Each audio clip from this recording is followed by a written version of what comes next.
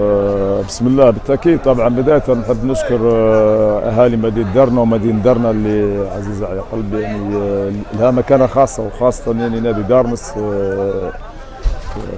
نادي من الأندية المعروفة والعريقة على المستوى الليبي ومدينة درنا.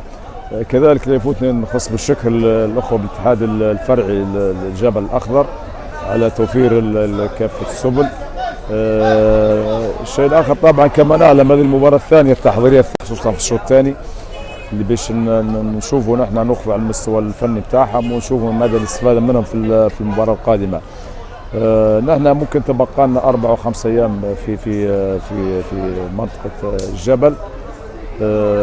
من خلالها طبعا ممكن حنحصلوا مباراة ودية ثالثة ممكن حتكون مع واسط فريق الأخضر. وزي ما قلنا المباريات التحضيريه باش نحن نحاولوا نطبقوا فيها الطرق الخططيه اللي نحن نعودوا عليها في اللاعبين، سواء من الكره الثابته او الكرات المتحركه او غيرها من جميع اللي هو اكرم جباره، هذا يلعب يشرط في الدوري التونسي، نحن شفناه هنا يعني، ونزيد نشوفوا نحن اللي عنده امكانيه باش يقدر، عنده مقدره باش يقدر يجي ليبيا وهو مش محترف. ديما يا احمد ديما انا نقول صح العباره هذه في السن هذه، هم لاعبين يعني مازال ما ينطبقش عليهم شروط الاحتراف، هم لاعبين نقدر نقولوا من اصول ليبيه وينشطوا في خارج الدوله الليبيه، لكن الباب مفتوح لكل لاعب. هذا الملف يعني خذا أكثر نشوف فيه انا اكبر من الحجمه، نظرا نحن ممكن نحن نتواصلوا مع بعض